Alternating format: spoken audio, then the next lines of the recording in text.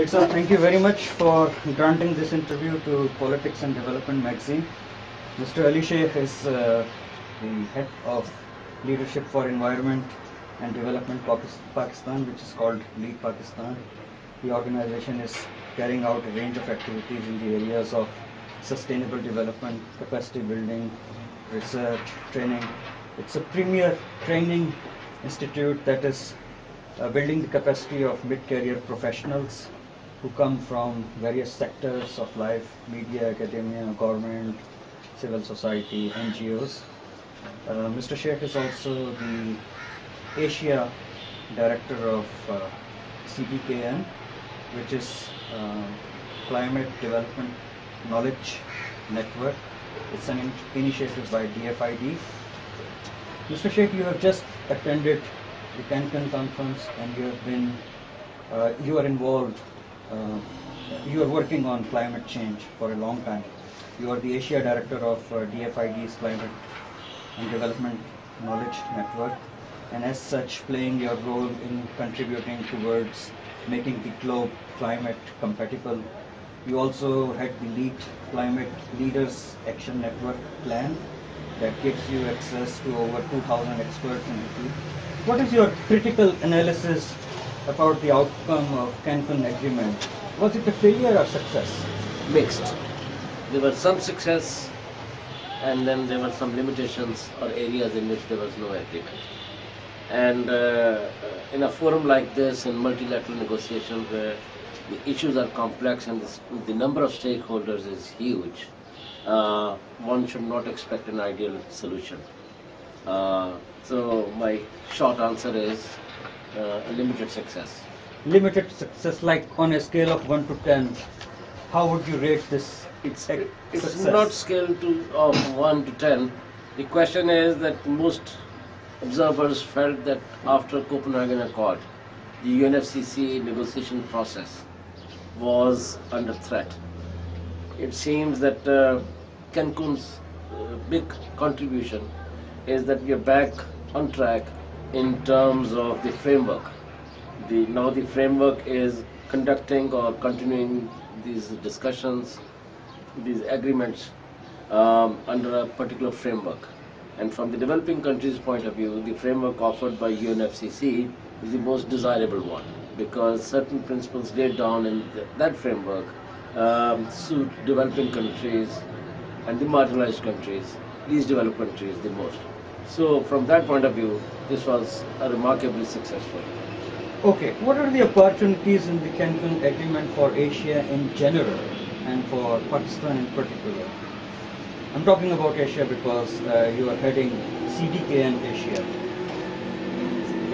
The areas under discussion include technology transfer. These include RED, which deals with forestry and biodiversity issues, conservation issues.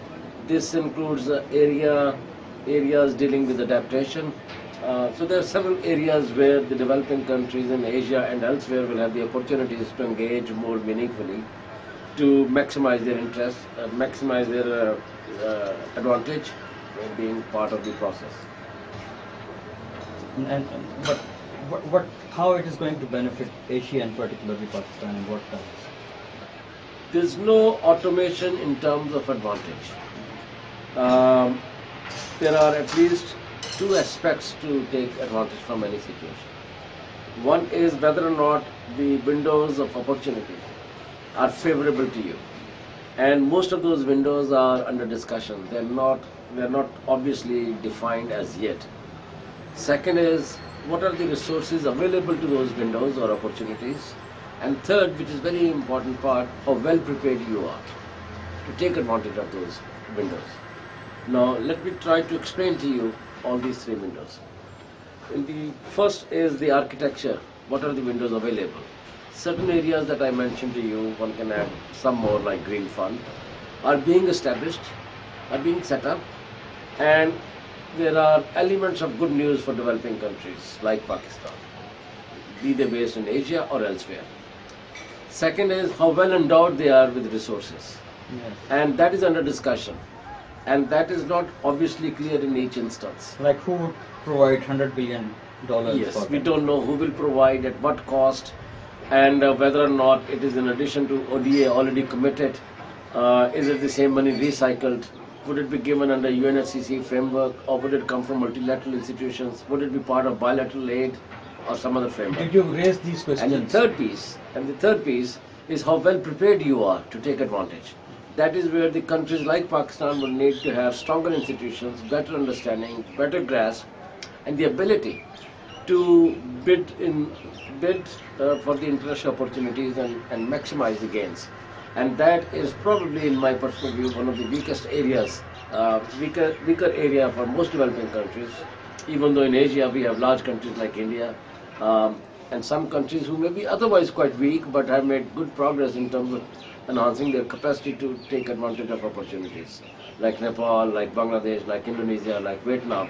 So at the Asia level, there are several countries who will be well poised to take advantage from these new windows.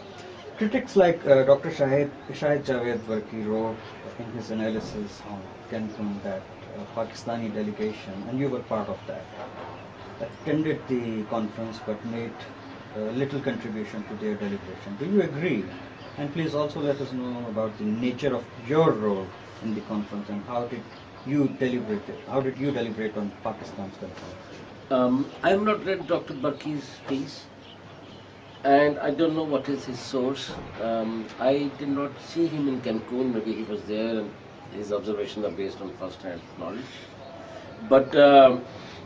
But I was present, and he is largely right that it's very difficult for a developing country to take full advantage.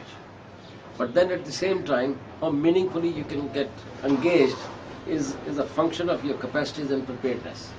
And Pakistan, of course, has a long way to go in terms of having... Are you saying Pakistan was not prepared for it? What I have said is that these are challenging issues on which you need deeper capacities to engage. And the process of strengthening Pakistan's ability to participate in negotiations is an important one. And in some areas, like for example, Pakistan is represented on the Adaptation Fund board. So a dynamic Pakistani heads that board. So yes, there are some opportunities. The question is how well we can take benefit from these opportunities that exist. And another question that Maldives was very much concerned, and the president was also there, and he also gave an interview to BBC. Do you think that this conference or the agenda of climate change can save this country from total annihilation? Well, the island nations are under particular siege. As the seawater rises, it will become increasingly difficult for them to survive. And a lot of their development infrastructure will be under threat, because seawater intrusion will erode their coastal areas and the infrastructure that they have developed. Unless we globally are able to cap climate increase in temperature to 2 degrees before the turn of the century, I see very little future for a number of island nations. So what you are saying is that it will not be safe. Right? The challenge is to cap the increase in temperature at 2 degrees before the turn of the century. Can that be achieved? Hard at this point. Hard. Very hard. Pakistan and India are the major victims of climate change. Can they work together to address this issue, putting aside the traditional rivalry? And what could be the areas in this effect? Most certainly. Because you are also heading Asia. In most certainly, transboundary issues can divide us or they can unite us. In coming years, if we have to address the poverty issue and the climate issue, we'll have to learn to work together. And climate change area offers tremendous opportunities to India and Pakistan and other countries in the region to work together.